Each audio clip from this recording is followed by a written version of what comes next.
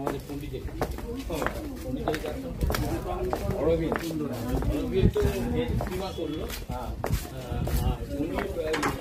চন্দননগরের ওপরে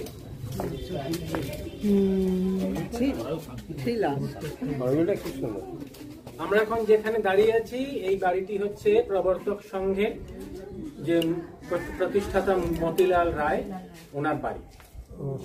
মতিলাল রায় 1883 সালে ওনার জন্ম। বাবা হীরালাল রায়, উনি পরবর্তীকালে স্বাধীনতা সংগ্রামী হন এবং খুব নমস্কার নমস্কার আসুন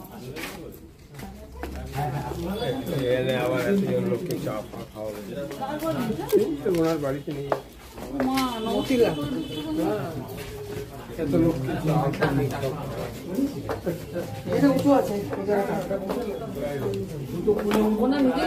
একটু ছায়ার দাঁড়ান, কয়েকটা কথা একটু বলে নি, শুনে নিয়ে, কারণ এর যদি পটভূমিকা করে দেওয়া না হয় ভেতরে গিয়ে কিছুই বুঝবেন না। সবাই এসে একটু ছায়াতে দাঁড়ান, সবাই চলে চলে আসুন এইদিকে।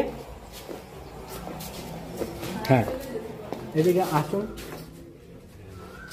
একটু ওই দিকটা গেলে ওনারা বসতে পারবেন না এইটা তো মনে হয় বসবার পুজো টুজো হয়। চলে আসুন একটু দাঁড়িয়ে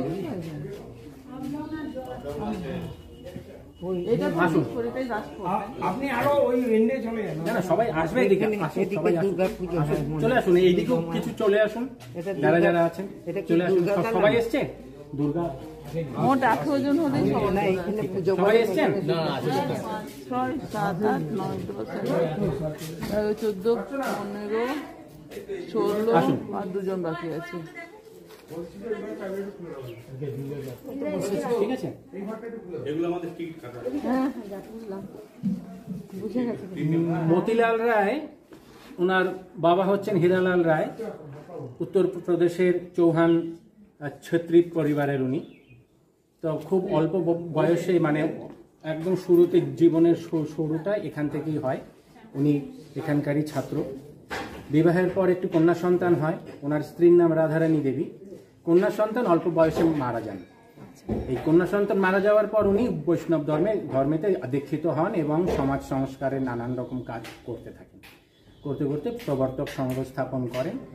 এরপরে ধীরে ধীরে উনি এই আস্তে আস্তে স্বাধীনতা সংগ্রামের দিকে ঝোঁকেন। যেখানটা থেকে আমার এখানে বলবার সেটা হচ্ছে 1910 আমরা জানি অরবিন্দ সেই বোমার মামলায় মুক্তি পেলেন। মুক্তি পাবার পর কয়েকদিন বাদে আবার খবর প্রকাশ হলো অরবিন্দ আবার অ্যারেস্ট হবে। কিন্তু এবার অরবিন্দকে ওখান থেকে সরাতে হবে। তখন প্রথম সেই ওনাকে সরিয়ে দেওয়ার দায়িত্ব পড়লো শ্রীশ ঘোষের কাছে। কে শ্রীশ ঘোষ? এই সেই শ্রীশ ঘোষ যে কাঁঠালের ভেতরে করে রিভলভার পাঠিয়েছিল।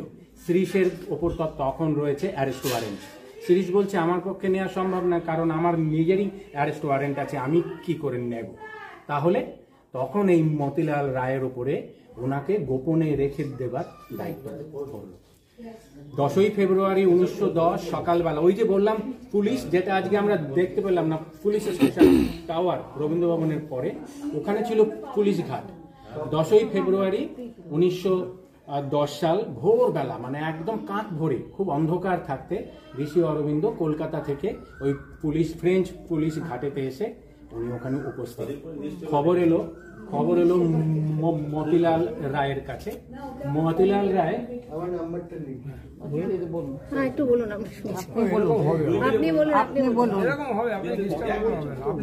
আপনি বলে যান। মতিলাল রায় তখন খুব ভোরেতে এখানে এখন যেটা শ্মশান ঘাট, ওই প্রবর্তক সংঘের ঘাটের পাশ থেকে, ঘাটটাকে খুব সম্ভবত সে সময় খেজুর তলার ঘাট বলা হতো, ওই ঘাট থেকে আরেকটি নৌকো নিয়ে গিয়ে উনি পুলিশ ঘাটেতে অরবিন্দকে ওনার নৌকোতে তুলে নিয়ে এসে রাখলেন নিজের স্ত্রীর অজান্তে। এই যে জায়গাটা দেখছেন, মন্দিরটা এরকমই ছিল। ওই যে দরজাটা দেখছেন, ওই দরজাটা তখন এরকম জানালা ছিল। আর যেহেতু এনাদের নানান রকম ব্যবসা ছিল, কাঠের ফার্নিচারের ব্যবসা ছিল, তো ওই ঘরটা ছিল তার গোডাউন, মানে পুরনো ভাঙা কাঠ ফাট ওই ঘরটার ভেতরে রাখা। তো বাড়ির সকলের অজান্তে অরবিন্দকে ওই ভোরবেলা এনে এই ঘর দিয়ে ঢুকিয়ে ওই ভেতরে, যাতে কেউ সন্দেহ না করে, ওখানে রাখা হয়েছে। আর এই জানাল উনি তখন, এবার অরবিন্দ ওখানে বসে তখন ধ্যান করছেন সকালবেলা। আরো যখন বেলা হয়েছে তখন মতিলাল রায়ের স্ত্রী ওই ভেতর বাড়ি থেকে উঠোন পরিষ্কার করতে এসছে, ঝাড় দিতে এসছে। আর দেখতে পেয়ে গেছে। স্বভাবতই সকালবেলা মায়েদের একটু পোশাক বাড়িতে অল্প থাকে, কোন রকম আলুথালু শরীরে, আলুথালু পোশাকে উনি উঠোনটা ঝাড় দিচ্ছেন। ঝাড় দিতে গিয়ে এই জানালা থেকে দেখেন ভেতরে একটা মাথা দেখা যাচ্ছে পুরুষ মানুষের। উনি ভেবেছেন হয়তো চোর টোর কেউ হবে। উনি এই ঘরটা দিয়ে, ওই দরজাটা ছিল, দরজাটা দিয়ে ভেতরে যান।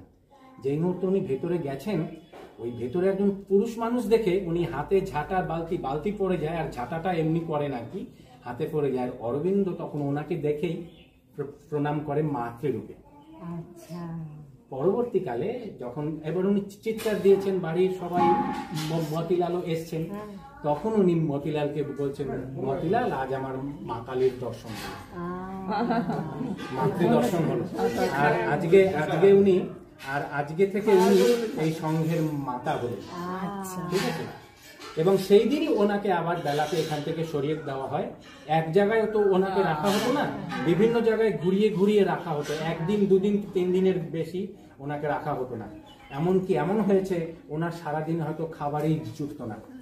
এখানে একটি বাড়ি আছে, যে বাড়িতে দেখবেন, এই যখন আমরা পাশের বাড়িটাতে আমরা যখন যাব, এটা হচ্ছে এখন অরবিন্দ স্মৃতিতে, তো সেখানে বেশ কতগুলো ছবি দেওয়া আছে। একজন মানে মিলের কর্মচারী, মিলেতে কাজ করতেন, লেবার শ্রমিক, তার বাড়িতে পর্যন্ত রাখা হয়েছিল কয়েকদিন। তো উনি তো সকালে যেমন ধরুন বিসিফট হলে শিফটিং ডিউটিতে চলে যেতেন, সারাদিন ওখানে রয়েছেন, সারাদিন উনি ওখানে রয়েছেন না খেয়ে, সারাদিন বাদে বিকেলে গিয়ে হয়তো তখন উনি এরকম ভীষণ কষ্ট করে। এবং এখানে উনি 42 দিন ছিলেন। ঋষি অরবিন্দ এখানে 10ই ফেব্রুয়ারি থেকে 42 দিন ছিলেন। 42 দিন পুরো চন্দননগরে ঘুরে 42 দিন থাকবার পরেতে উনি ওই জোসেফ ফ্রান্সিস ডোপ্লেসিস বলে একটি জাহাজে করে বাবুঘাট থেকে, তারপরে উত্তরপাড়ায় ছিলেন। উত্তরপাড়া থেকে যে আমাদের যে বাবুঘাট, এখন যেটা ফেয়ারলি বাবুঘাট, যেটা বাবুঘাট চাকপাল ঘাট, সেখান থেকে উনি ওই ফ্রান্সিস ডোপ্লে জাহাজে করে পন্ডিচেরিতে চলে যান। তো আমরা এই ঘরটাতে ঢুকবো, সবাই চটি খুলে ঘরটাতে ঢুকবো।